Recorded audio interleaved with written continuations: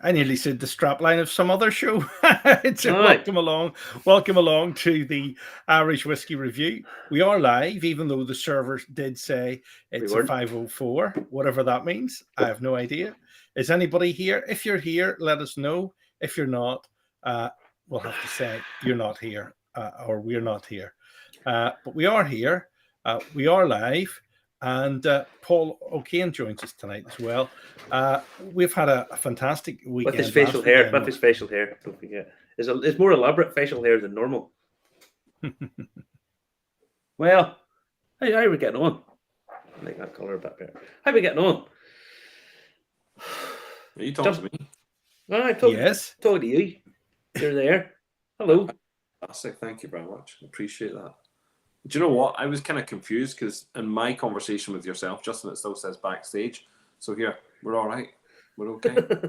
We're here. Nope, we're definitely live because there's 8 people watching, there's 9 people watching, there's 10 people More watching. people, it's going more, up. more. Hold on. I'll introduce myself when there's more people. Is that what we're saying? Just No, introduce yourself now. That's called Hitler tactics, Paul, and that doesn't work. That doesn't work. Here we go. Michael Caldwell saying hello. There you go. Nice to meet you the other week. There you go. There's Michael. All right. Yeah. Here, wait till we start talking about Potin. Jesus, guys, I've got my Potin in my Club Orange. Aye. I'm led to believe there was a series of minor incidents on the train on the way up with Potin and Club Orange. Would this be marginally true? 100% true. Club Orange goes down a treat with Potin. But I never knew this until the train. The train ride was important. Oh yes, the return journey. Because all we got was a box fizz. We didn't get any Potin on the way down. I noticed. By the way, not that we'll hold it against you, like. Very much to Ryan Jenkins and his team from Rome who gave us box fizz on the way down. Great, well done. Oh yes, box fizz. Excellent stuff. Hi. So we're going to do the bit of the news. We'll get back to you in a few minutes because we have some stuff to tell, some new stuff to tell. We can't even do a jingle because what's his name? Ballbag Zuckerberg kills us every time you put music on. He just wants to kills you. So no, we can't do that. So we'll just pretend. Right. There we go. He'd probably kill us for that too. Everybody's watching tonight. There's the Water of Life's watching. Frank Hearn's watching. Peter Stewart's watching this week. Good evening to you, Peter. And we've got 4 feature interviews tonight after the Potin Now, and we'll get through them. Paul, you're going to stay with us for them. David Boyd Armstrong's on with us tonight. Good evening to you as well. Good. And we'll get back to you very shortly. We'll hide you in the wings here, Paul. Thank you. See you in a wee minute. Stay there for us. No. Potin Now last Sunday. We're sort of doing a bit of a Potin show tonight. But not all Potin. There's a little bit of other stuff as well. Because we were down at Potin Now last Sunday. Excellent stuff. Well done, Francis. Congratulations. It was really, really nice. Nice to meet some people, get to meet some new producers and all that kind of jazz. But yeah, so we're going to do the news, stuff that's been going on in the world of whiskey all week. And first up is our old favourite, Conor McGregor. Yes, we'll just say our old Conor McGregor and his proper 12 because Artem, I can never say these names. Artem Lobev has decided, he was his former teammate, has decided to sue him for money because Artem says he's the guy that came up with the idea. Now, you automatically think, right, okay, what he's done, he's made a suggestion, Conor's made it big, so he wants some of his money. It's a little bit more complicated than that because Artem has a master's degree from DCU. Okay, in finance and capital markets. Okay, now he claims that it was his idea to come up with this, but he also arranged the deal. He also went round the distilleries to try and find out, get some package together. So much so that McGregor offered him $1 million as a way of thank you. Now, Artem says that he has evidence to prove that he's entitled to 5% of the business. Now, McGregor sold the business for $600 million which he got 150 million. So this is going to roll on for a little bit. And if your man can prove that he played his part in it, then he's entitled to the money. But I would think, not to mention anything in legal circles, but you would think that if he's done all the work, he's certainly entitled to his fair share of it. So yeah, that'll be interesting to see. Now, for anyone who's not sure who Artem Lobev is, show the picture of the boy with his big muscles out, Justin. You like the one with the big muscles? Oh, do I? Mhm. He looks like a pretty tough dude himself. Aye, I'd put it like this: you'd rather have him spitting out of your tent than in it, you know. So yeah, that's him. Now, formerly the two of them were quite close buddies, and they're all hugging each other. There's a wee picture of it there, Justin. Because the reason we're doing this, just we couldn't get the pictures loaded up tonight because Justin's server went 506 or whatever it was. Well, it went 504. I mean, Stephen Quinn says there's no link in Facebook, but according to this, he's watching on Facebook. But there you go. Weird stuff. No link on YouTube's what he says. Who knows? Who knows what's going on? Right. Weird. Where do you find this other picture of them hugging? There we are. Do you know what this reminds me of? Do you remember? Thank you very much, Mr. Eastwood. You know, Barney McGuigan and Barney Eastwood and Barry McGuigan fell out, and then history repeats itself with Carl Frampton and Barry McGuigan and they all do those things. They all have, sometimes I reckon they're doing it, because they're supposed to do it, sort of thing. Have a fallout and then fall back in love again. You wouldn't know. You wouldn't know, but no, it's aye.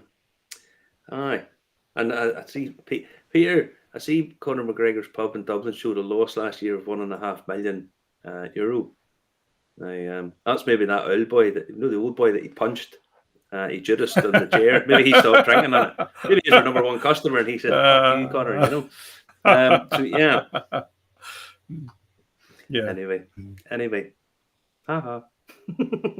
Now, the King's Barn Distillery over in the wonderful the Kingdom of Fife in Scotland is offering, and I quite like this. I think this is a nice piece of PR for them. They're offering a pay what you think tour. So you rock up. Now they're only doing it on every Sunday. I think at 10 o'clock. I've maybe read that wrong, but just check on the website. Every Sunday from now until March 2023. Now it's normally £12. You pay what you think. You rock up, do the tour. You get the tour, the history of the place, how they make their whiskey, and all that kind of jazz. And then 2 drinks at the end of it, and you give them what you think. Is that a sort of cost cutting thing for people that are maybe finding it tight? Yeah, possibly. I don't know, but I'll put it like this: it's probably they're going to get people are just going to put the whole lot in. I would have thought. I don't think there'll be too many people not bother, but at the same time, it's a nice thing. Yeah, it's a nice gesture. Right. Okay. Very, very strange things going on tonight. Very, very, very strange things. So there's YouTube, and there's YouTube running, and somebody says, no go on YouTube tonight. So that's most strange. That is most strange indeed. I've no idea. I see Michael Matthews said that we lost a legend today, Doddy Weir, on the good stuff in his honour. Doddy Weir, for anyone who doesn't know, rugby player, had motor neuron disease, probably linked to his rugby career, and he's been raising money, or motor neuron disease, he's been raising money for that for the last while, including lots of guys bringing out selling whiskey and so on and so forth. So rest in peace, Donny. Rest in peace, Paul. Sad, very sad. Michael Massey says, "Put more money in the meter, Justin." Justin be like, that wee boy that put the wee thing in like that, trying, and then he would end up blowing the house up. The only problem. I couldn't access on YouTube either. I've no idea, Linda. No idea. We'll try and rectify that. And if you're watching tonight on YouTube, let us know. It says it's firing to YouTube at my end. I looked at my phone and I can see it, but we did get a 504 message, which I don't know what it means, but we're here anyway. If it isn't going out on YouTube properly, I will put the show out on YouTube in the next hour. In the next hour. Simple as. Now, Discus, which is the Distilled Spirits Council of the States, reported this week on the state of America's whiskey market. They sent out a PDF, which is pretty cool. It's showing massive growth, and interests 62% of US spirits exports is in the form of whiskey, which is not that big a surprise. With the super premium sales, both domestically and exports, have grown by 130% in 5 years, which is bloody big. But to be fair, it's quite small. There's not that much super premium Irish whiskey or American whiskey. Top 5 export markets is quite interesting. Number 1, Japan. Wow. Yeah, now it's $96 million, which is a lot of money, but not colossal money when you think about it. But that's the number 1 biggest export, and they reckon that's down to guys in Japan after World War II. But the US does have a couple of enormous Air Force bases there, which probably contribute a little bit to it as well, probably quite a bit to it. So yeah, second biggest market, the UK. Third biggest market, Australia, then Germany, then France. Although, if you look at the infographic on it, that it says that Germany imports $76 million in 4th place, and France import $78 million in 5th place. I think France is maybe a little bit ahead of Germany. I'm not sure, but it just shows you that American whiskies are on the up and up. It's not just your bourbons and your Tennessee whiskies these days, you know. I don't have the link to that, Marty, do you? You should have. Let's see. Yeah, you should have.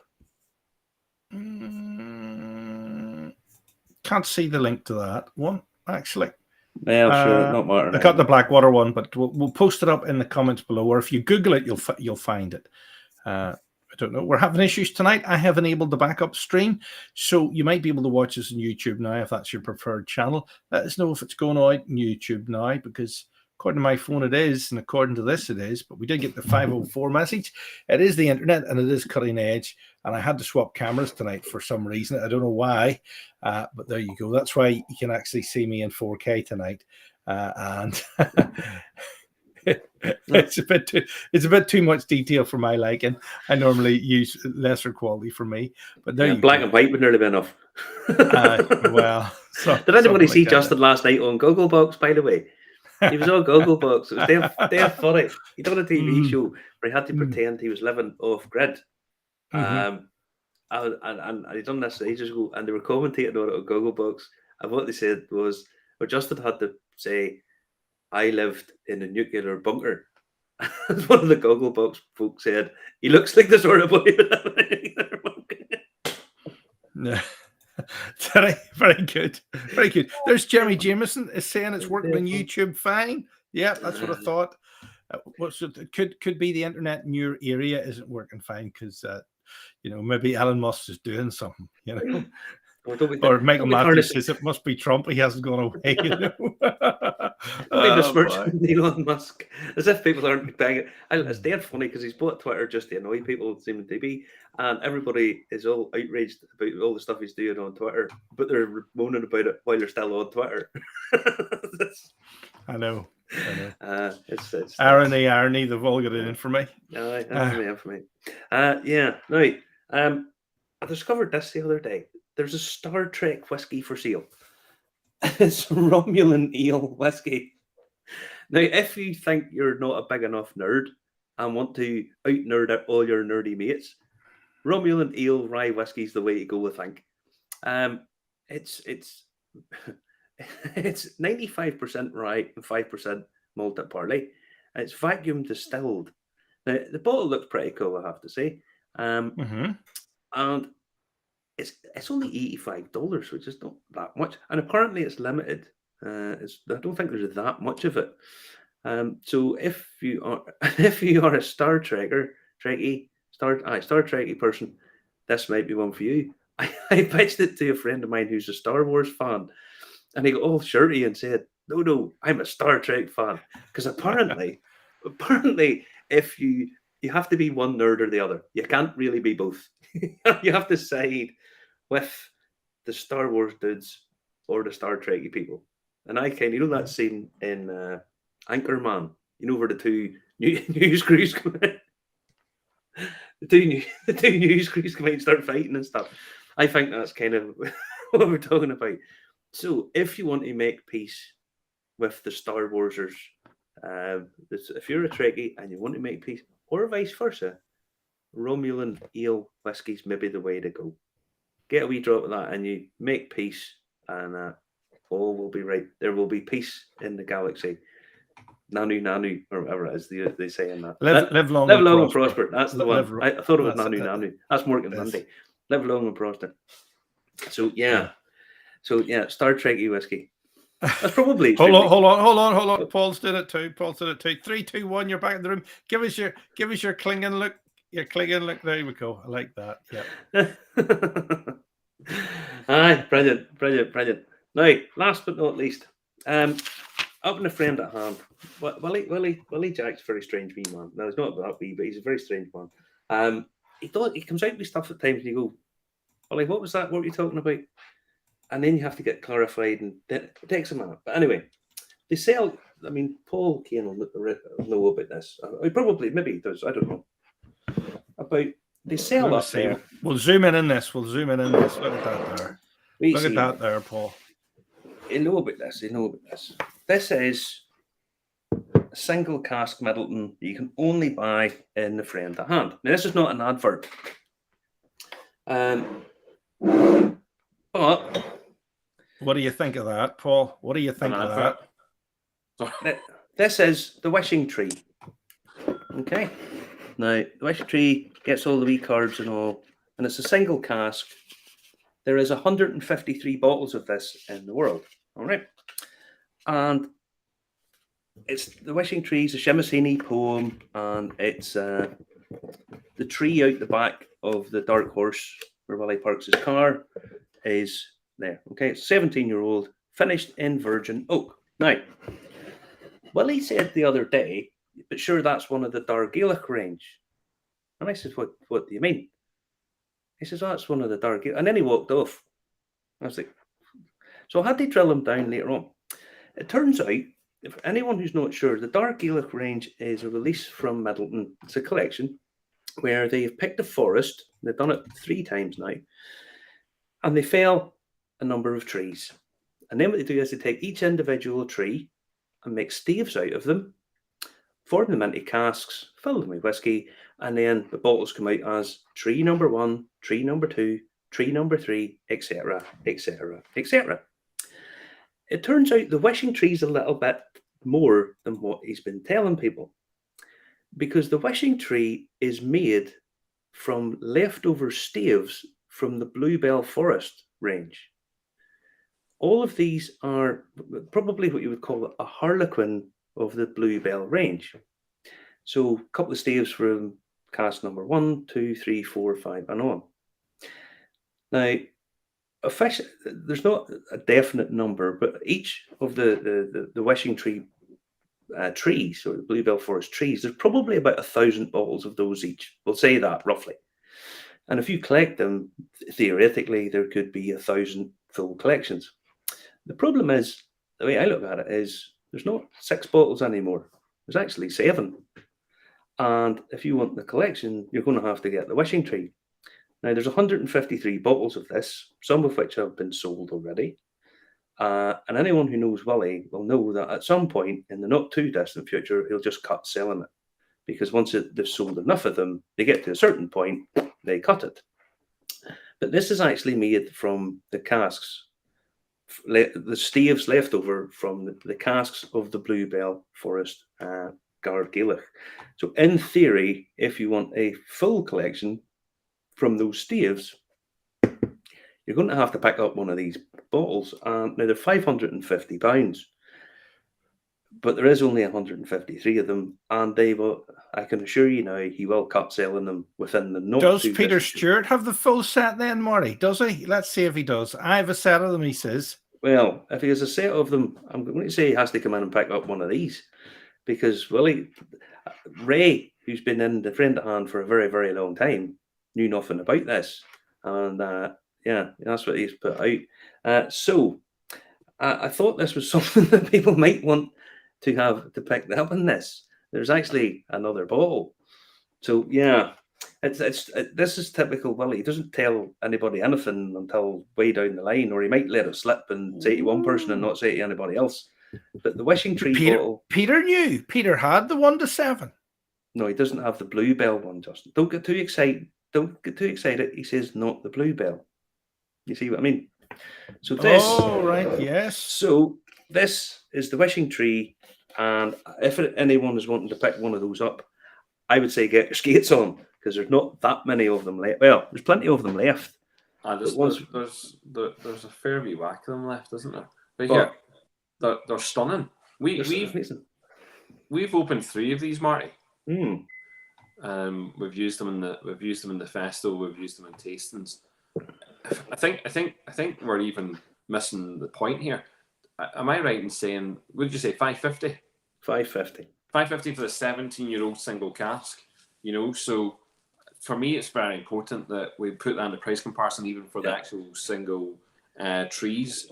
I mean, most trees you'll be picking up in the shop for between, maybe about £400 odd, give or take. So if I know 150 quid, we're getting a 17-year-old single cask. Yeah. And we are getting that very rare, very, very special Middleton. Again, this will be the last time and probably the only time that Virgin Oak has been using a single cask, specific for the very rare Middletons. So everybody that's been popping in, I've said to them, this is the cheapest whiskey. This is the cheapest whiskey in the shop. Might not seem it, but it pretty much is. I think the value of the single cask bottlings for the friend at hand, be it the Redbreast, be it the Powers, and now the new Powers one they have, the old Middleton or the new Middleton, and now the new Redbreast, number 3 is it or whatever. It's there's the value is unreal. I think the value in the friend at hand is great. The problem that a lot of people just don't get is that they've got to come to Belfast to purchase it. It's not online.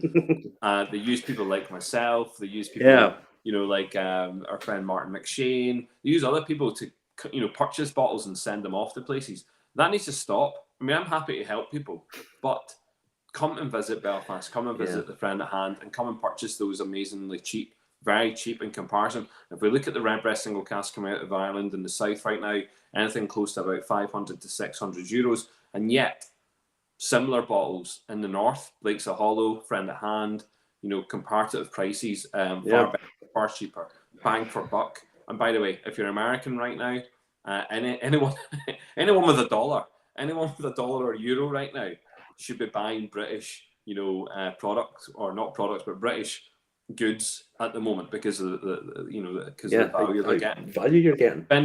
Spend the money now, because you're saving some amount of cash. Like, and the way the world's going, you'll not have it in about 6 months' time. You may as well buy stuff now.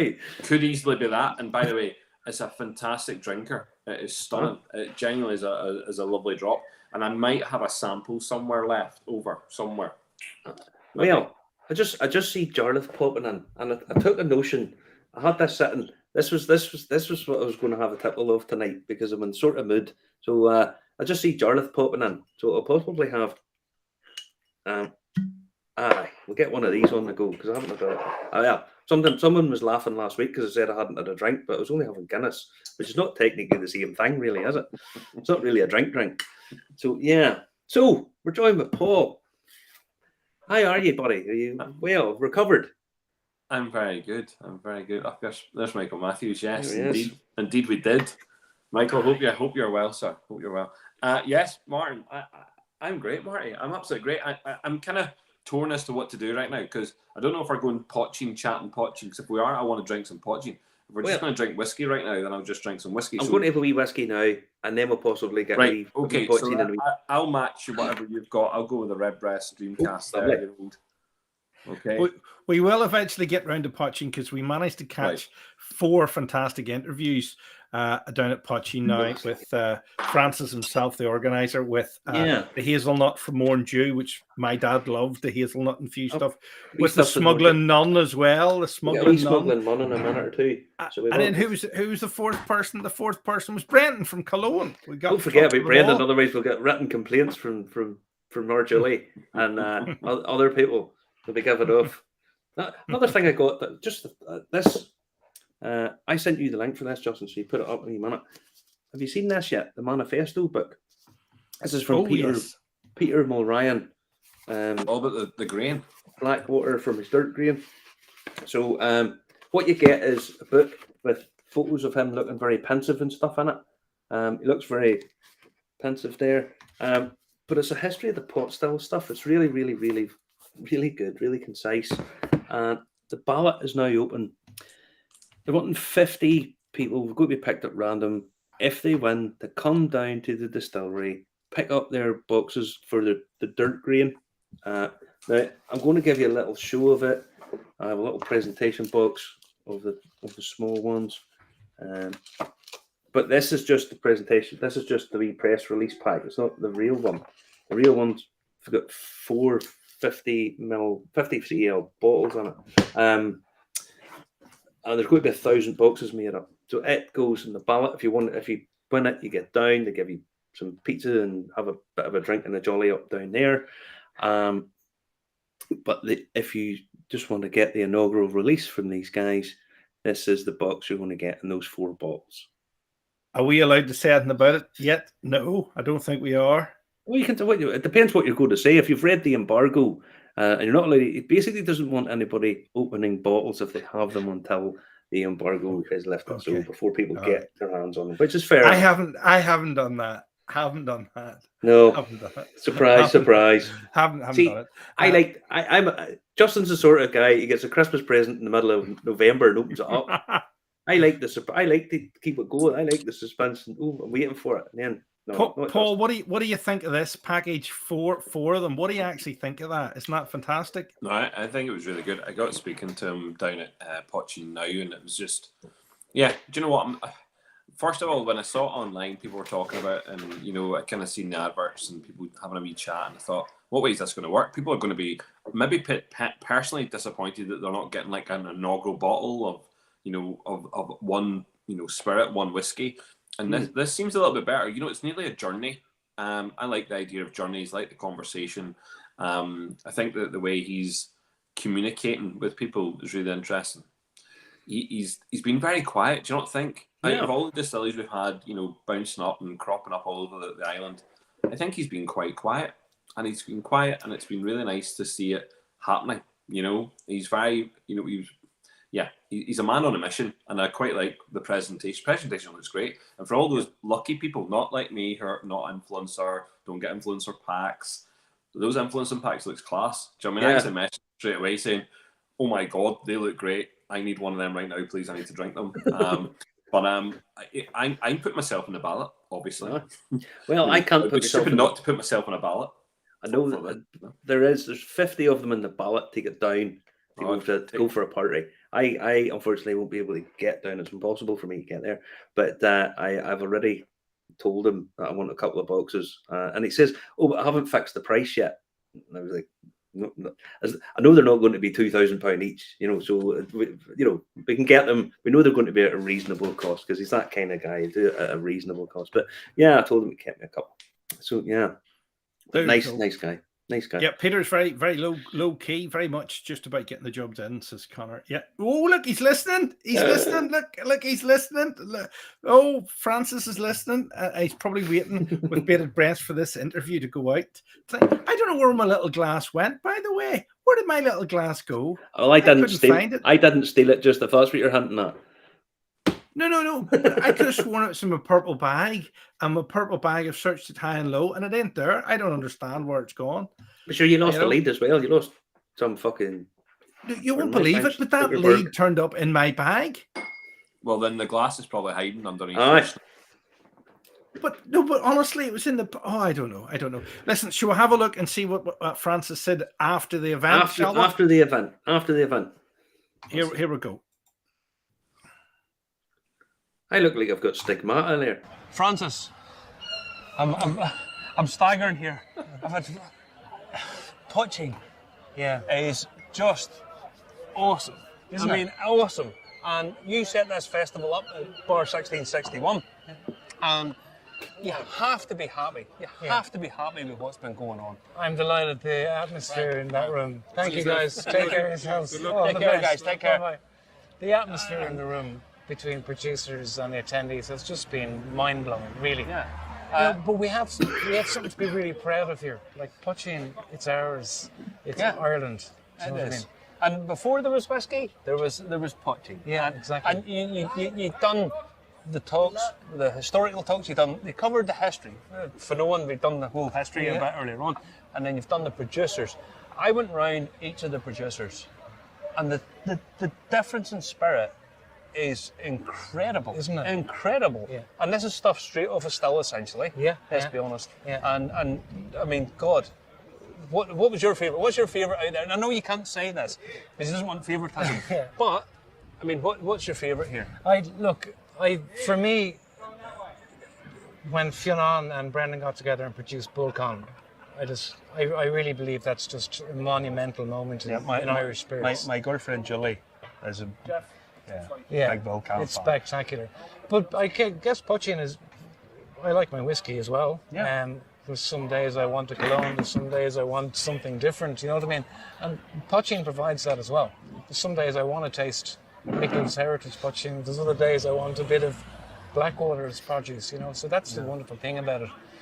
So to say a favourite I don't, I'm just amazed that these producers have produced what they've produced for us.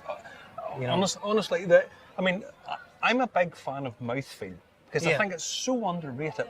And when you get a Potin that's really high up in ABV, and it comes into you put it into your mouth, and it feels luxurious. It feels as if this is a sort of special liquid. Yeah. And loads of flavour, and it feels luxurious. People think Potin is some old guy with a milk churn halfway up a mountain, and it's not.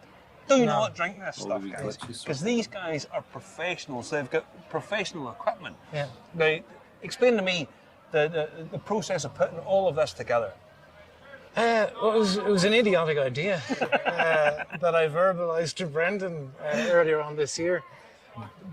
But everyone wanted it. Yeah. You know, the producers wanted it, and thankfully the public wanted it as well. Yeah. Putting it together, it was just, look, it's logistics, totally outside my comfort zone. I have the support of a great You're an partner. artist. You're an artist. Yeah, that side of my brain, the logistics doesn't work very well. I'm all about the side. But then, when everyone bought in, when the distillers were on board, the producers were on board, and then Dave Mulligan got behind it as well. And there's something poetic as well. It's, I think, having the first Potin event in Bar 1661. There's something really... Bar 1661. If you ever come to Dublin and you want to do something authentic, this is a really good bar to come to because what they do is when you walk in. First of all, when you walk in, you get a welcome that people talk about an Irish welcome, and an Irish welcome really should make you feel as if you're at home. And this bar does it in spades. It really, really, really do. It does. Yeah. And they serve traditional food.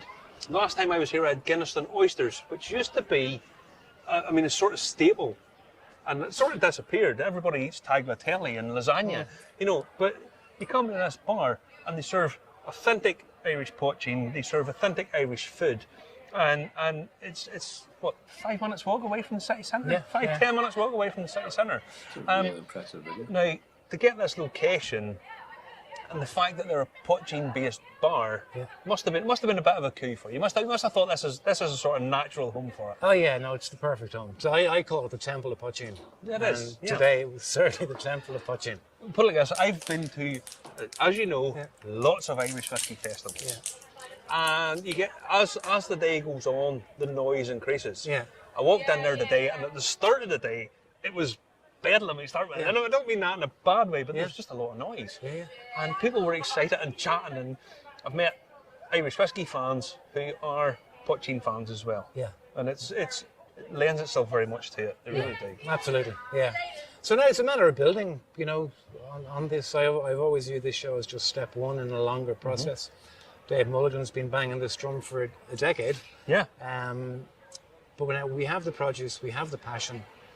It's just to get the interest. Just to get everything and going. that support, And listen, for first ever Potin festival, I have to say it was super. I walked in and I'm thinking, are Potin fans whiskey fans and Potin fans the same people? And lots of them are. Yeah. And they just love Irish spirit. They love that whole Irish tradition of distilling, and loads of new faces that I met as well. People come, funny because people are coming up and going, "Maury, how you doing?" And you forget COVID has wiped out 2 years of most people's lives. Sure, yeah. And it's a fabulous, super event, and thank you very much for bringing us down. No, really, thanks really for coming. It's great to have you here, guys. Cheers, and bye, Potin. Buy Potin, and don't buy illegal Potin because it's crap. Buy the legal stuff because it's so much better. It's beautiful. Beautiful. Excellent. There we go. There we go. Yes, we bought a couple of bottles while I was there. This one has to go all the way to the grand old US of A. Okay, because I'm sent down on a mission. If I didn't come back with a bottle of this, basically don't bother going over to see her. So yeah, this is the Cologne Festival bottle. And I've seen a couple of people and a couple of people have opened it and drunk it and said it was just fabulous. It's quite funny because it's aged for a bit in a cask that was failed in Sheehan's Castle in Randallstown. That's where it was aged at. Hand planed by the people in Cologne. Somebody tell Cologne that we're actually in the 21st century. They don't have to do everything by hand. You can't. I have an electric plane up in there that they can fire away with it. I'll even run an extension cord from some civilization up to the distillery if they really need that. Wire it off the lights and get a transformer. Funny enough, if Shane's Castle, right beside Shane's Castle, is Antrim Castle and Gardens, Lord Mazarine's old place from Carson and the Lady 100 years ago, and they have a light festival and a fun fair for children on over the next month. I had a sneak preview yesterday, and it is as good as Kew Gardens in London with its coloured outdoor lights. So check that out on Antrim and Newton Abbey's website. It is something else. But I'm there next week. Yes, Justin. I'm going next week. It's great crack. No, you're spot on. I've been there every year that it's been on. It's been brilliant. Oh, yeah. It is very good. It is very good. What do you do? Have toasted marshmallows, Paul, and stuff like that, and crepes and stuff. I'm all for the crepes, waffles, whatever's on the go there. Hot chocolate, obviously. Everyone knows I'm a sweet tooth guy, so I'm munching away chocolate here while I'm having my red breast. I could hear that. Actually, we've got a lot of videos to get through tonight, but there's chocolate involved in Brendan's. You're on the Ado. You're on the number 2. I'm going to go for the Ado with the Club Orange. So apologies if Brendan's watching and anyone else thinks I'm blasphemous. This is a fantastic collaboration just between Brendan and who we've just been speaking about there. Okay, so so on the back it tells you that it's Cologne Distillery and Blackwater Distillery, and this one here is 50% malted barley, 30% old Irish barley, and that's locally sourced by Blackwater. 15% oats, Cologne grown, locally matured, and 5% peated malt. This was phenomenal. This was rocking my world even before we got to Potin now. But see on the way home, super stuff. So, thank you very much. I believe you were given people from Americano land touches of it, and these are New Jersey. These are supposed to be moonshine drinkers, but they weren't.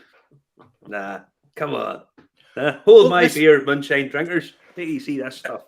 They were loving it. I must admit, somebody recommended bitter lemon and whiskey, and that works. So I'm going to try Club Orange and Potin to see if it works. I definitely am. Zero. Club Orange Zero with bits, of course. Nice to see you watching your figure, Paul. Nice to see you watching your figure. Oh, you're making me thirsty. You're making me thirsty. Talking of flavors, shall we have a look and see what hazelnut is like? Yeah. Yep, fire up the Go ahead. hazelnuts. Not so hazelnuts. Won't you take the money, cover them a poaching? Just bringing me back to last week. On move. This is beach balling this week. Is it beach balling at your end, or is it No. actually playing yet? What's that all about? What do you mean?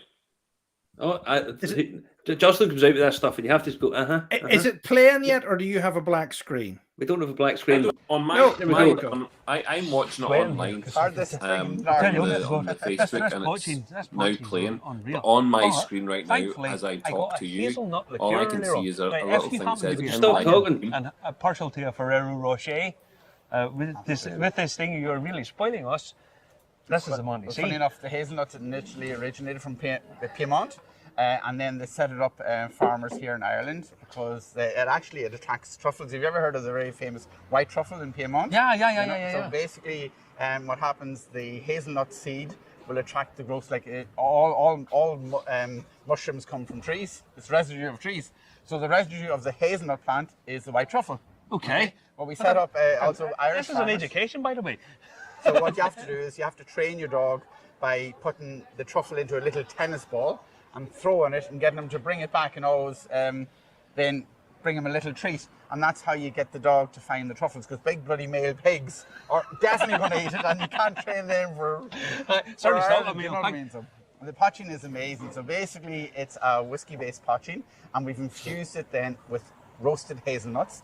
And it's a dream now. The secret is to actually chill distill it, to really extract all the flavors. So it's roasted, it's caramelized, it's matured for 8 weeks, and then it's 6 times chill distilled. And Explain chill distillation, by the way. is actually a whipping process. So with the rapid movement of speed, it will actually evaporate. Now it's a lot more difficult to do, because if you don't get the point right, your drum can explode. Do you know what I mean? So I always talk in terms of the Pinot Noir, which is the most sexy grape varietal in the whole world, if you can get it right. But it's so difficult actually to get right, and there's loads of things that can go wrong. It's really prone to frost. So basically the chill distilling process, if you heat anything, it reaches a certain temperature, it goes up, it evaporates, it drops back down. Yeah. Anybody can do it. Do you know what I mean? Okay. Chill distilling is about, it has so much more benefits to extract flavour, but it's very, very difficult to get it right. Okay, There's loads of things that can go wrong. Do you know what I mean? It's a bit like the rye use in whiskey. It's it's most difficult grain to use, but if you extract it properly, it has all the wonderful benefits. Funny you mentioned rye, Yes. because Well, there's Irish rye, which is sweeter, and there's Canadian rye, which is drier. and you Very important. I got a taste of something That's there right, yes, you with did. rye. Yes. No, you didn't. I'm not allowed to say this. Sorry. You've got the wrong man. Sorry, you the must wrong have been man. mistaken with yeah. someone else. No, there was a wee touch As I there. said apparently it hasn't been proven. Oh, sorry. isn't that it? Sorry. Apparently, possibly, but apparently, down in now Morndew is where So Kilbrony Mountain, very famous, beautiful part of the Mourne. So the whole story starts really with the quality of the water. My great-grandfather always said the higher the quality of the water, the better the quality of spirit. So anything running through stone is going to extract limestone. Limestone has iron. Iron have massive brownie points. They're actually a hair strengthener. So yeah, that's loads. So if you can analyse your water for 3 years and turn it into a mineral water, you've got a wonderful product there. Yeah. So the whole story started with the quality of the mineral water, like any good story should start.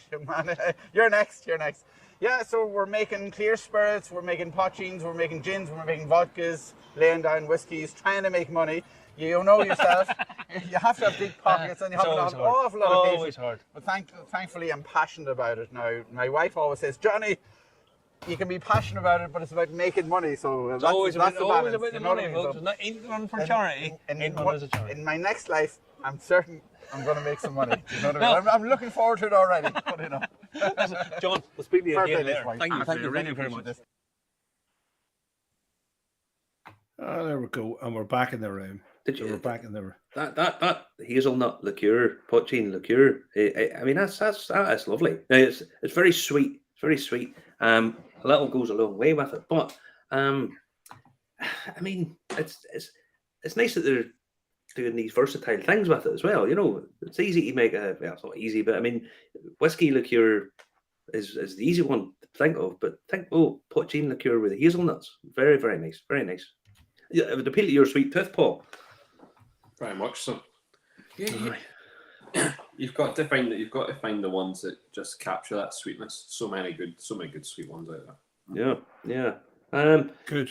Yeah, people are loving these videos. I don't even remember making half these videos. I was half cut. I didn't even realize there was 4. But just they look really professional. They're quite smart. Well done. Aye. And this is why he's half gassed. You have to remember. I like the way whenever we say it. I said in the first one, I says this is what, like 5-10 minutes walk away from the city centre, and well, we got the Lewis. Just boys walked. We walked. It was even less for us. Main reason we done that, Justin couldn't be arsed walking, and I didn't know where the hotel was. It stopped right outside our hotel, but there you go. You had the rush up. You had the rush up. So was it 5-10 minutes walk? Was it correct? It was not. Walk. I'm asking Paul. Oh no, it didn't take us too long, but on the way back, I remember I actually physically ran for the train. Like I ran, and I don't think I've run for well over a year. All right. Gentlemen walk, we don't run. I ran. I was sweating. I was running fast. You don't do it in public. If you're going to run, do it in the privacy of a gym somewhere. Have you ever seen a jogger that looks attractive? Even really good looking sort of Baywatch bodily type people, you have to do it in slow motion, because if we do it at full speed, they all look as if they've aged about 40 years. Brilliant. No, can I just say something about Francis and about Potin Now for a second? I really enjoyed myself. I'm glad I went, and I'm really glad. I know Francis got involved with our festival last year.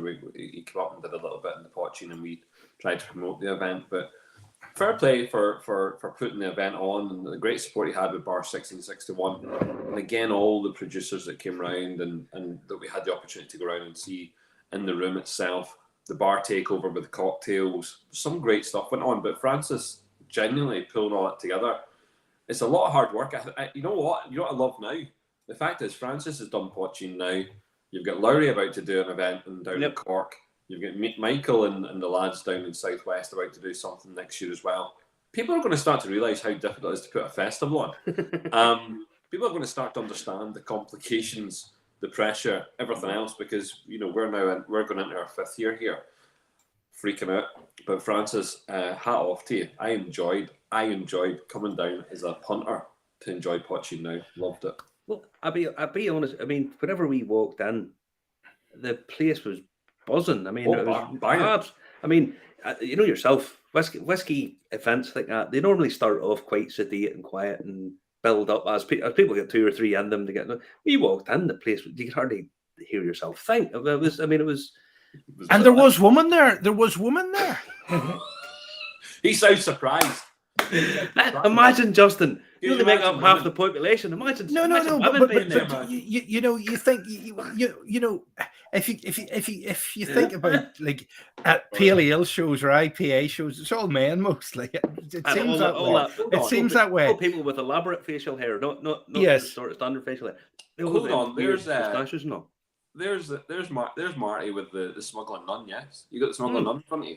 We've got the smuggling. That's what I was going to say. There's one woman behind Morn Jew, and there's woman behind smuggling nun, and women behind Short Cross, and women behind. But Brendan couldn't do it by himself. There's a whole lot of women involved, Justin, and there's women that even drink the stuff and everything. Amazing. Here, let's have a look at this. The smuggling nun. She's a friend of Liz Weir's. Who? Listen, wait to tell you something. This can't be true. Because a smuggling nun. This is Potin, and I don't believe that nuns would sink so low to smuggle Potin all the way to Connecticut. That's right. Right. Explain this now. Come on. I'd be happy to. So I read about Potin when I was in my late teens, back when it was still illegal, and I was growing up in Connecticut. And we had a cousin who was a Franciscan nun from County Clare, and she knew of my obsession, and she smuggled some in a holy water bottle for me. So the brand is named after her. Padre, and the Spirit, and the Spirit, and the Spirit. Exactly. We're just thinking the Spirit, but But the thing is that nuns actually had a lot to do with brewing and distilling, and they've kind of been written out of the history. Yeah. So another aspect is that this helps reintroduce the feminine element to the Potin category.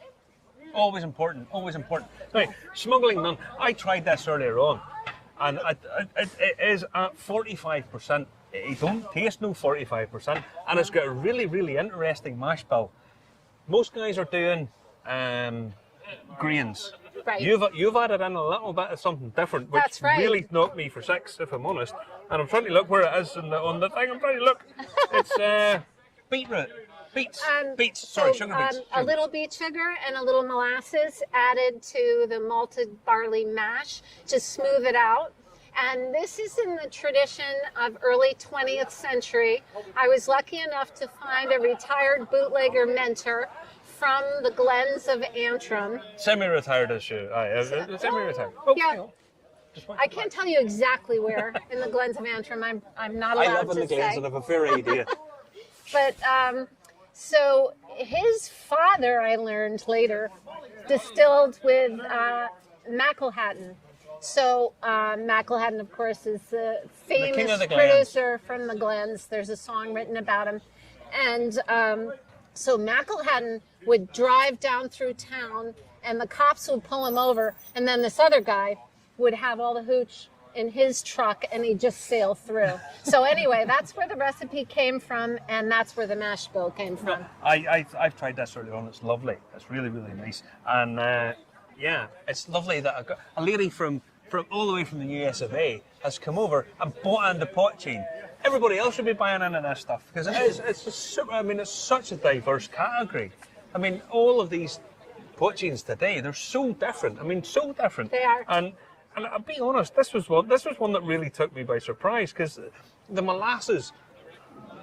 I mean, people don't appreciate sometimes that sugar doesn't really come through a still, but there's a reminiscence of it comes through the still. It's amazing, isn't it? Really, Yes. really amazing. Yeah, it really transforms the mash. And sugar doesn't come through the still, but that sort of light sweetness comes through. It's That's really, right. really funny. Yes. And this was really, really nice. This was a really, really nice whiskey, and at 45%, I mean, this is really drinkable. But to be Thank fair, you so much. cocktail base as well. You could do a lot. Oh, with this. absolutely. I love, and when I'm doing tastings in the States, I always have a cocktail with me. And of course, the cocktail culture is huge there now. So Mixologists. Oh, yes. with weird facial hair and ear piercings and all. Yeah. But what would you recommend with this? What would you be your cocktail with this? Well, my signature drink is a Dublin Donkey, which is it's just a Moscow Mule made with Potin, and I'll tell you, Potin's a standout. It really makes the cocktail so much more interesting than that other Russian spirit. Yeah. Then basically they tell you that vodka is ethanol and water. And ethanol is no taste and water is no taste. Right. So the only thing you're really relying on is mouthfeel.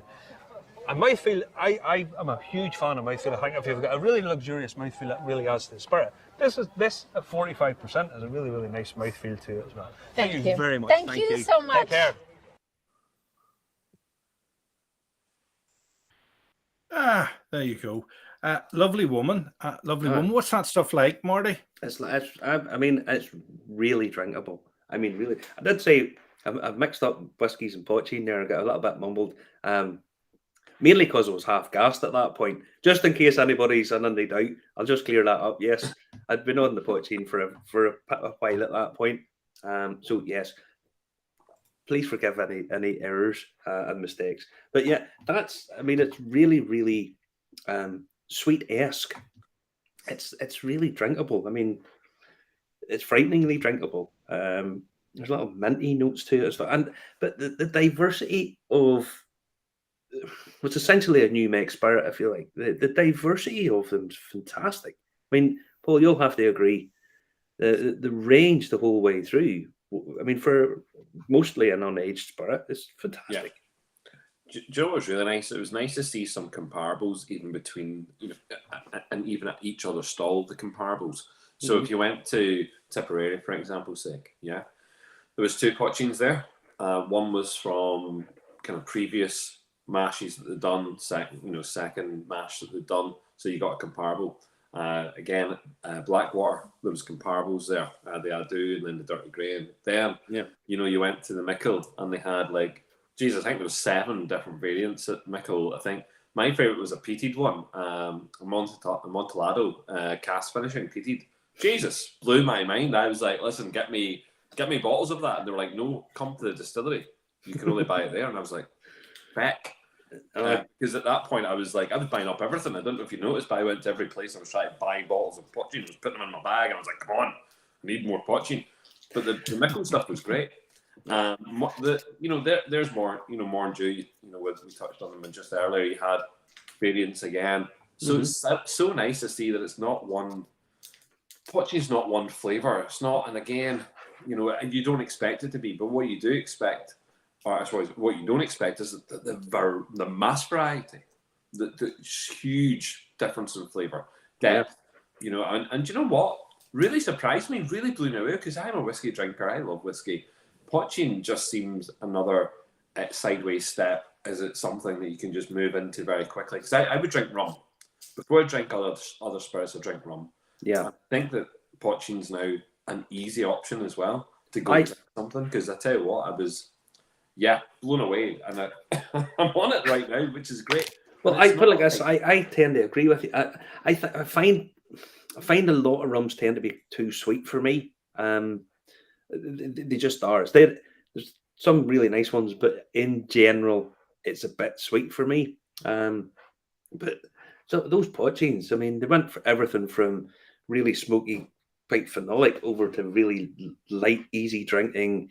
You could sit and drink that. That there, even God, we touch a lemonade and that would be superb. I mean, if that was your by the way, Justin put in a name drop there, Liz Weir, as if people are supposed to have a baldy who Liz Weir is. She's fairly famous. She's an MBE. She's a storyteller. Wow. And she's a friend of the Smuggler and Nun. Right, she's a friend. Just in case, because I can assure you, nobody will have a baldy who she is, because even people who know her aren't really sure who she is. Google her. She runs a storytelling festival online, and she gets tens of thousands of pounds off the council every year, and there's about 7 or 8 people go see it. Yeah, that's awful. That's what they call a lost leader. But no, nice enough. It's pretty good. Have we mentioned Boylick yet? No. So the Boylick Potin that we had down there. What was the name of it? I wanted to say Criture. I thought it was Cracker, but I didn't want to sound. I don't know if I say it properly. I was getting Boylick wrong for so many years, so now I'm on I'm now trying to know all these words and what they mean. So Cracker or Crature or. But anyway, there was his stuff is great, but it's so small. Yeah, Crature. We need to know how to say it, Francis. Thanks very much. Hi, Francis. Thanks for that. Could you do it phonetically? Now's a wee accent on the U. That's great. We're doing flying. There's something about what Michael's doing. Fair play to the lad. He genuinely is busting these balls up in a tiny wee distillery. There's something, the parallel, the similarity between him and Brendan's beautiful. Yeah. But I loved it. Bought a bottle of that. The bottle's class because it's not a glass bottle as well. It was a kind of ceramic black bottle. And it's almost, I want to say it's like a cream topping on it. It kind of lends itself. It's almost like one of those fancy coffees that you would get. Yeah, it looks like a bottle of Guinness. But because it's got a cream wax seal on it. But lovely. No, do you know what? And I'm going to say again, we could keep talking about how amazing Francis is all night, no doubt, because actually.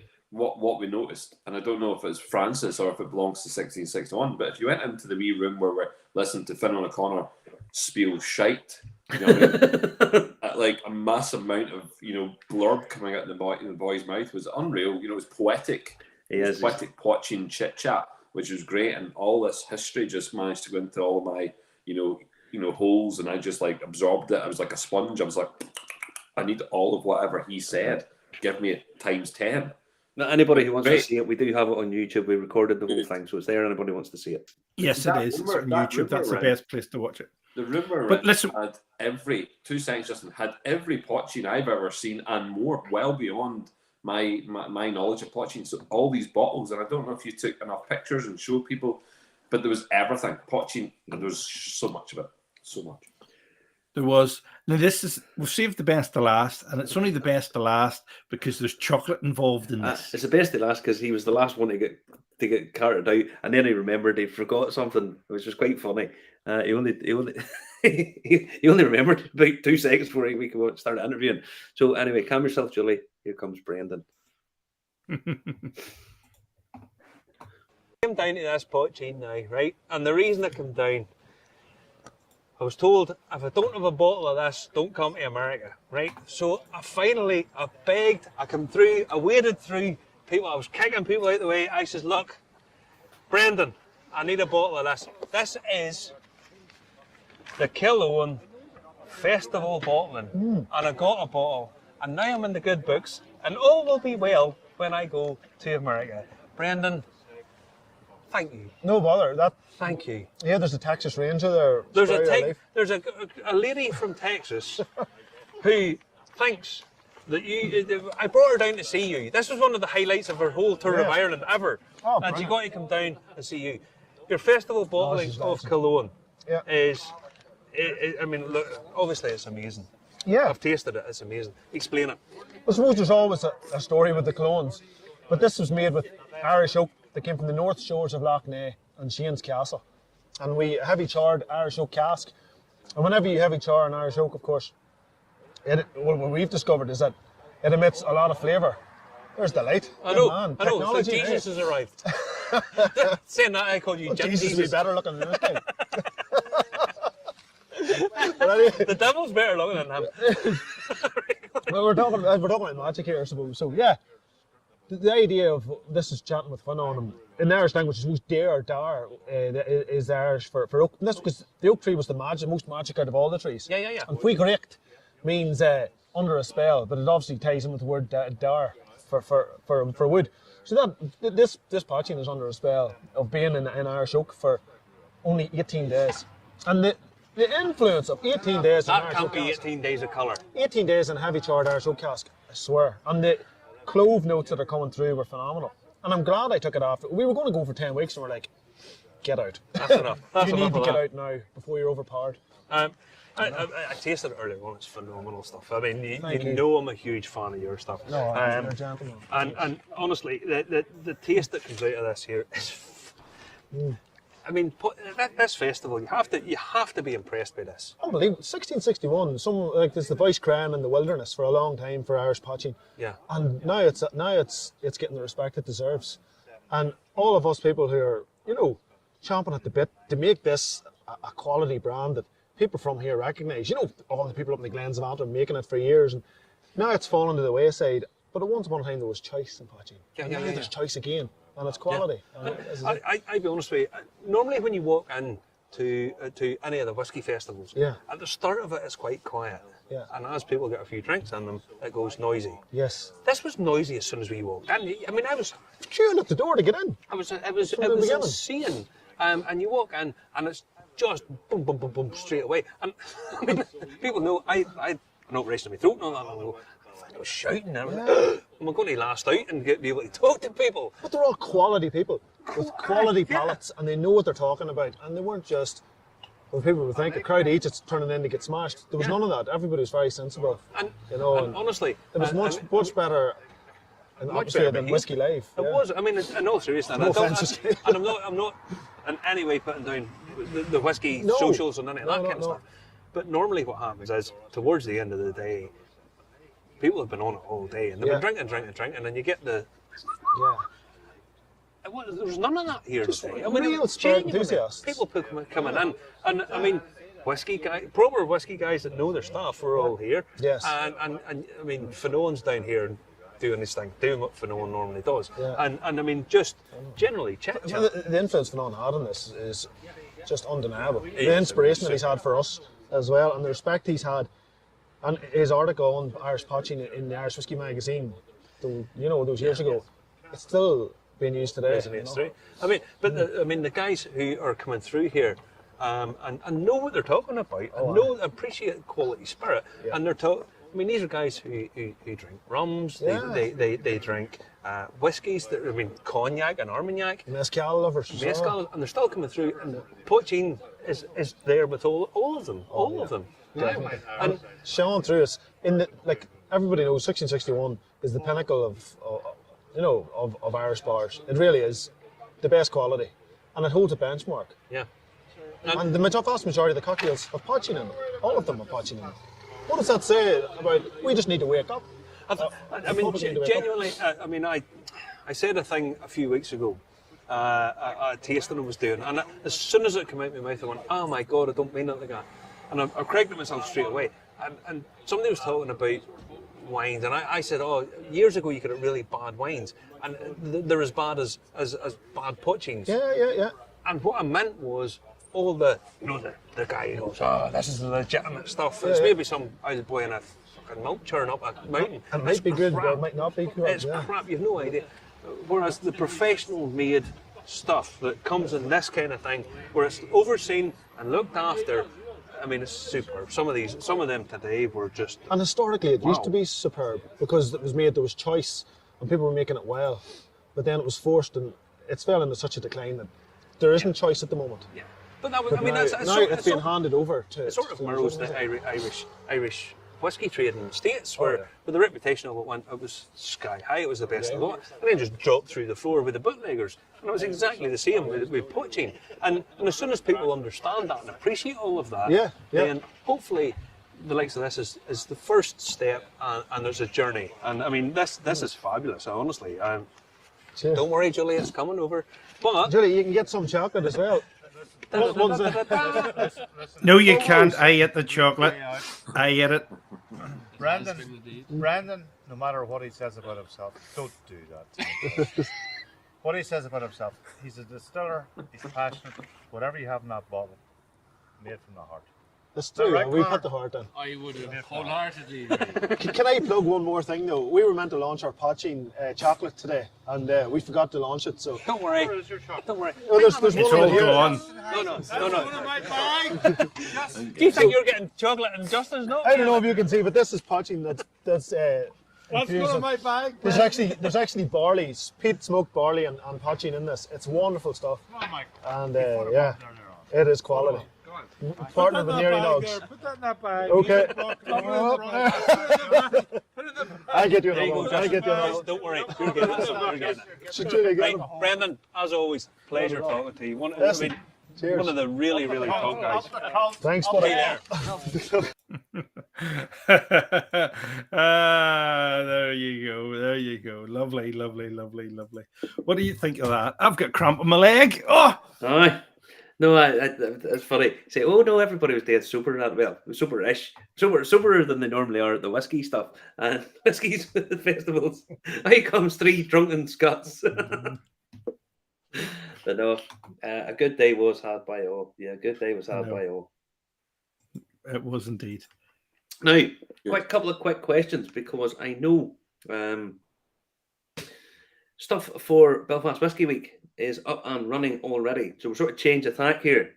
Well, can we just stick on the poaching thing just for 1 second? Right, I want go to ahead. say, do you know what? There was a couple of people we didn't mention, but there's a couple of poachings that weren't represented there, and people need to get their finger out and support Francis next time around. Make sure everyone gets there. So all the brands who weren't there, try and get down poaching now and help them out. So there was a couple of brands that didn't make it to the event, particularly some award-winning ones who just won awards the previous week. It'd be nice to see them there. Okay, and also Mad March here, poaching, brilliant, Intrepid Spirit stuff. That was really good. But they also sponsored the poaching cocktail session that went on during the festival, and obviously the run up to it. So there's all over Belfast in the bars. I think all over Dublin, other places, there was bartenders working their socks off trying to get really good cocktails. So poaching, although poaching, I think you can drink it neat. I have no issue. But do you know what? It is masterful in cocktails, masterful. And obviously it's working well with Club Orange. This one, so it's doing really well. But I would say I like the Mad March here. I love the idea of the poaching cocktails. And the takeover, 1661 then had the takeover with the Sunflower, and they also had, I want to say the name of the Parisian one, and it will come to me. But it was such a good evening. Yeah. The Two Stacks lads were there one-off bottling. I didn't get to try it. I didn't know if you were allowed to try it. Could you try it? I've no idea. I don't think I got to try it. To be fair, I always find that a lot of these things you go around that many and you're going, right, okay, hang on, and you go, that's what, and unless you sort of get something to you know what I mean. Whenever you once you taste about 7 or 8 different things, it kind of gets a bit a wee bit blurry. A wee bit blurry, But no, I mean, it's just that'd be nice if everybody got involved. Same as all the whiskey stuff, That cold brew Belfast coffee but somebody was asking me what's the difference between an Irish coffee and a Belfast coffee, and I said, well, Belfast is cold with poaching, and it was absolutely sublime. I had more than one of them. That's probably where my glass went, because I had loads of the little vouchers. Yeah, well, the Belfast coffees are nice. They are nice. There's no two ways about that. Yeah. Good. But getting back on to, we got back to the Belfast Whisky Week. Some stuff is up and available and ready already. So, right, fill us in. Let us know. No, it is, and appreciate it. So all we did just now is allow people to go on and purchase vouchers for next year. So what I would say is that the reason why we did that, one, to give everyone who signed up, by the way, if you signed up for the newsletter and when you made purchases during Belfast Whisky Week in prior years, you had the option to sign up. GDPR and all those rules that came in means that we're not allowed to hold data. We're not allowed to do those kind of things. But if you'd signed up and you were happy enough to get an email, then you would have got an email potentially over the last few days giving you a discount code. And we also released a separate discount code out to the general public, people who want to take part in a good, was it a Black Friday deal? That'll run for a couple of days. I think we'll stop it on Tuesday. But it just allows people, look, if they're going to pay £100 for a day at the festival next year, which is what it will be, to come and take part in the 4 events in the day, it'll cost £100. So if you pay for that just now, it'll actually cost you, maybe 90 quid. So you're saving a tenner if you purchase a ticket just now in advance. And it's really just to drive up the knowledge that Belfast Whisky Week is definitely happening. We've got so many brands on board for this year. Buzzing to know that we've got so many brands flying over from Australia just to deliver to the festival. If I told you there's as many brands from County Down as there is from Tasmania represented in the festival, that says it all. Do you know what I mean? That's huge. And we've got their golden ticket, which went on sale. So the golden ticket's already been purchased by certain people. I think they understand the value in that. And that golden ticket is taken into consideration people coming, particularly from outside of Belfast. They're coming from maybe the south of Ireland, maybe they come from America, maybe they come from Australia, maybe from parts of Europe, and you're coming here. Yes, you've got to fly here or get the boat or whatever means of transport you would get, the train if you're coming from Dublin or the south. But once you're here, that golden ticket, and it sounds like a lot of money, but at the moment you're getting a good discount on it, but it's £2,000. That gives you 10 nights accommodation. It gives you food every day, gives you breakfast every day, gives you access to 4 sessions every day through the day ticket scheme. You can go out to distilleries and you can take part in the dinner and you can take part in the expo. But what a lot of people won't understand, because the timetable's not there and it's not concrete in people's faces, is that if you're coming as a visitor and you don't just want to do whiskey events, because there's lots of whiskey events that you can take part in. There'll be well over 100 whiskey events. But if you don't want to just do whiskey all the time, if you're here for a week, if you're here for a couple of days, if you're up in Belfast and you're staying, you want to come and be a visitor, then we've actually teamed up with lots of different visitor attractions throughout the north, throughout Belfast, that you can actually select once it comes live. And it'll be live. We're hoping for it to be live early January. We're thinking maybe around about the 14th of January for it to be live. If it comes on sooner, sure, we'll let people know. But the pressure is now on the distilleries and the brands to shore up their programming. We know what our program looks like. So it's very simple. We've based it on last year. The last year festival works really well, which means every day we've got 4 sections We've got a 12 to 3 o'clock section, 3 to 6, 6 to 9, and then 9 to 12. And what you get to do is, if you're a day ticket holder, you would pick one event in each section, and that gives you maybe the opportunity to go on a walking tour. Maybe you're going to do some sort of exploration with whiskey. Maybe it's cooking with whiskey. Maybe it's a sensory event. Maybe you're going to one of the debates. Maybe you want to go and, I don't know, make some cocktails. Maybe you go to a master class and then go and have a nice dinner with one of the brands who are taking over the restaurants that we have in Belfast. So it's a festival. I'm now no longer being ashamed to say I want to take on big festivals. So I want to take on Speyside and Highland. And I certainly want to try my hardest to take on the Isla Festival. Why shouldn't we? Yeah. Why shouldn't we make it, the standout event in Ireland, standout festival? Because that's what it is. It's a standout festival. It's so, so big. We've got an industry awards dinner, which is huge. It really, well attended last year. I was bummed. I was there. It was great. I think that we wanted. It was good fun. It was very good fun, actually. Yeah, and we want to make a big deal about that, because it's not about the best whiskies. And by the way, whoever went to the Irish Whiskey Awards, like myself, absolutely adored those awards, and they were just class. But and there was the is there donuts again next year? Sorry, we've pairing with donuts. Yes. Oh my God, yes. Oh, you've sold it to Justin. Where can he buy the tickets? Get Justin down. He'll be there. Donuts. He can do that. You didn't see that tipping point the other day where the boy got asked. The ancient philosopher and poet Homer said the gods drink nectar and eat which other food? And the boy goes, well, I know he likes donuts. You see your man, the host, it going, oh, for God's sake. But Justin, you're hitting the nail on the head. Whether or not it's about the donuts or not, it's about collaborations. Mm-hmm. So Belfast Whiskey Week, the collaborators we worked with last year, we worked with 30 odd different collaborators. That will just extend, and it's working with the people who can produce food, so local producers. It's working with local restaurants, lots of bars. So many brands working with us. Particularly great to see all the brands from the south coming up, and again all the local brands working hard for the festival. But it's a festival where it's experience led. It's not about, and not to criticise anything which goes on, because we love, and I genuinely do love going to something like Dublin Live, because Dublin Live is great for the brands. It's great for people to walk around. You're there for 3 hours, and you can meet lots of people, and you can, taste lots of spirits. Belfast Whiskey Week is not that. Don't get that in your head. There's a small part to the festival which is like that through our expo. Super. The rest of it's experience driven, and it's about coming out and experiencing that, and it's a festival vibe.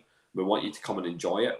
So, make a couple of days, stay in Belfast. What I would say, and it's not to put pressure on people in the south specifically, but it's to say, look, those in the south of Ireland, to go and stay in Dublin for 2 nights, you could probably stay in Dublin for 2 nights at the moment, and yet spend 9 days at our festival for the same price. Sounds a bit daft, but that's actually what it looks like right now. Yes, that's the true. grand scheme of things, the economies of it.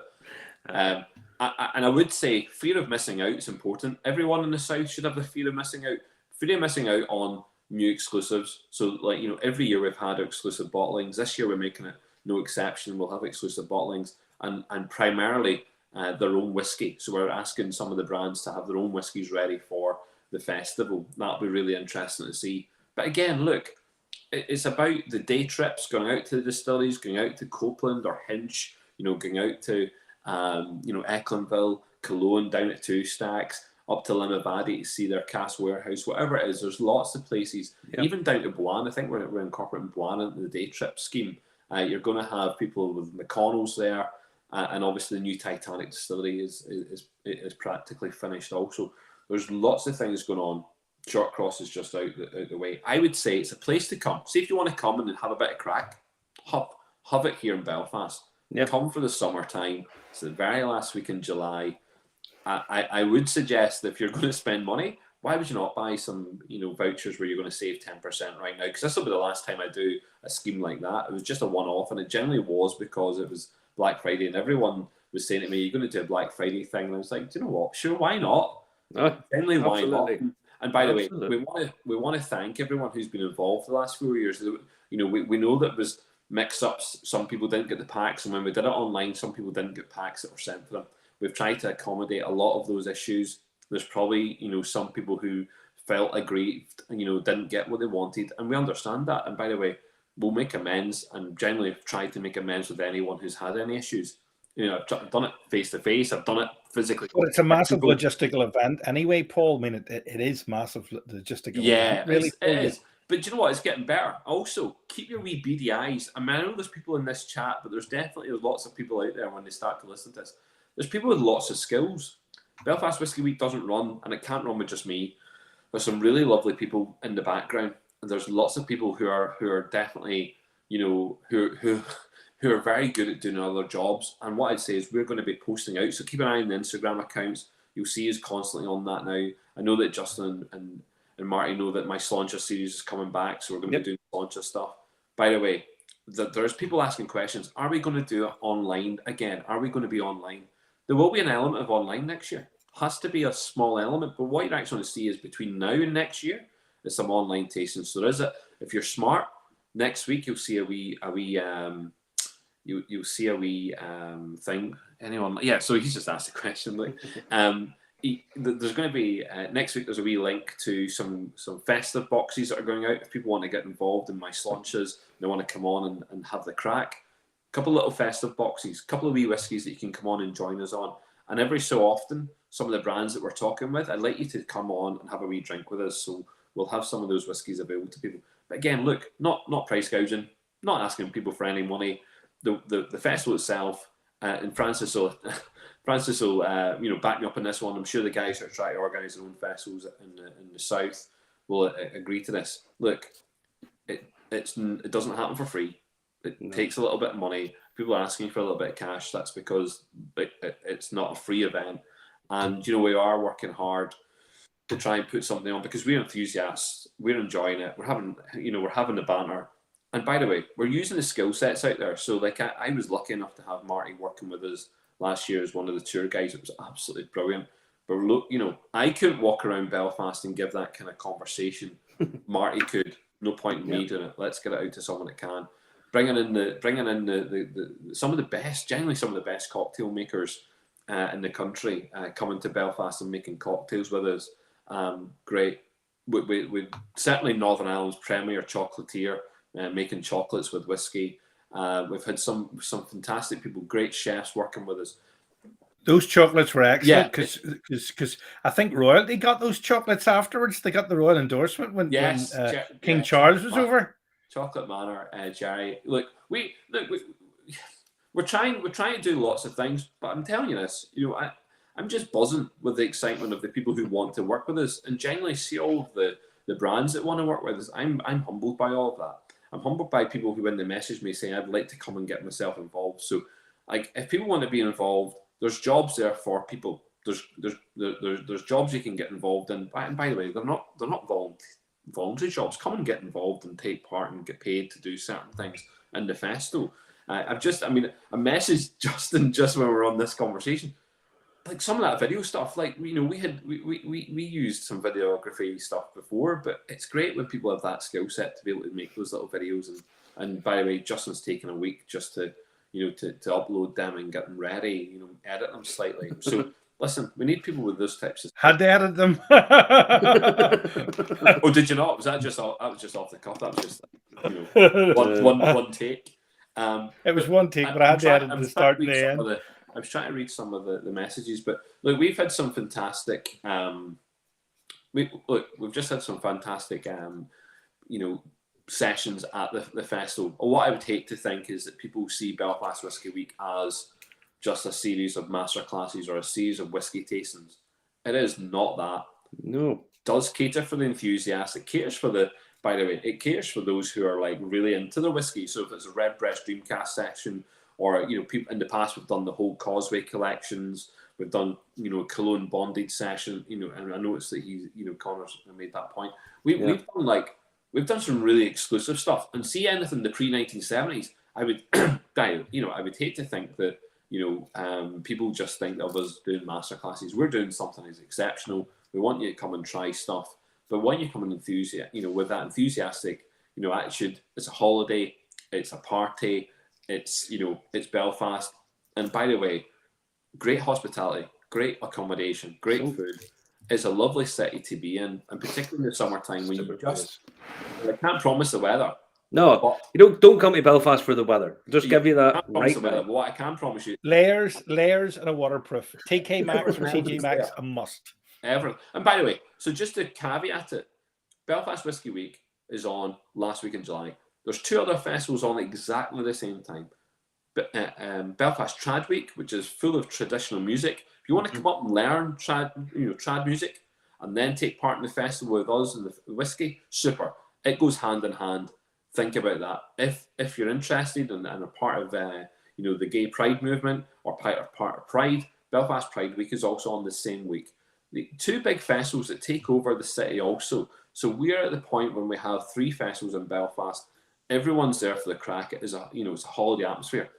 And next year, I believe there's something else happening in the city that people are being drawn towards. Belfast City are making a bit of an effort to talk about this. And what I would say is we've now got people on board, likes the city council, who are. What's that, Paul? What's the fourth thing? I can't really talk too much. I sit on a couple of other groupings. I sit on Belfast Festival Forum, and I also sit on now the Belfast Food and Drink Network. And there's a new festival coming to Belfast, which is to do with food and drink. So there's going to be something on, I presume in the summertime, which maybe is around that kind of thing. But what I would say is all the big bodies, Tourism NI, Belfast City Council, and also Visit Belfast are getting right behind this festival. They see it as being very, prominent for the city. I want to encourage people to come to the city. So I want to thank everyone who came last year from everywhere. We've had Canadians, Americans, Australians, people from Europe, and again, people from Coleraine arrived. So say again. People from Coleraine and everything. People from Coleraine. That makes it all. That makes it. You know what? It makes it worthwhile. We see when someone from Coleraine turns up. Anyone from Coleraine makes it happen. It's a party atmosphere at that point. All right. I'm from Ballymena, so all right. You're not even Ballymena. You're out in the. Hold on. Listen, I was born, reared, and spent most of my days in Ballymena. I'm a Ballymena man, son. Just so you know. Now hold on. Now you live in the seaside. I have retired. I've retired to the Glenarm's a Ballymena postcode, I think. Actually, I haven't moved that far. But no. Peter said he came from Jordanstown. Thank you, Peter. Very far. Thank you, Peter. Lovely spot. My son goes to university up there, so lovely spot. So anyway, we get all the information on Belfast Whisky Week website. Yeah, well, do you know what? Most of the information is going to be on the Instagram. Keep an eye on the Instagram. Keep an eye on the Facebook, because it'll just parallel. But and then our website will start to update. It will update certainly throughout the month of December, and by the 14th of January, a full schedule, and a full schedule whereby you can genuinely think, I'm clicking here. I'm going there. I know in 6 months' time where I'm going to be. Yep. So in July, you know where you're at. I would genuinely, if you're interested in whiskey and interested in what's going on, and particularly with the brands from the north who are really progressive right now. Yeah. Shotcross, Ecklenville, Cologne, the Two Stacks lads. Hinge. Honestly, if you're a whiskey nerd, a whiskey buff, if you're a whiskey enthusiast, there's loads of stuff for you. You see, if you're not, there's still loads of stuff for you. Exactly. And you go out and have a day out in Belfast. And Belfast, I was there today, and after COVID, I mean, COVID just screwed so much for lots of things, and everything's, even last year, everything was still topsy-turvy. But today it genuinely felt like really the first time the place was packed around the Cathedral Quarter. I mean, the weather wasn't great. People were out doing a bit of Christmas shopping, and it was a real sort of pre-COVID buzz about the place that might have been missing a little bit since the whole COVID catastrophe happened. So yeah, Belfast's a great city. It's a fabulous place, really is. Good. Excellent stuff. So excellent stuff. Make sure you comment, you like, you share, you subscribe, you hit the bell button so you're notified when we're on. We're back again 10 p.m. next week, where it is a Wine and Spirit Institute special. Next week we are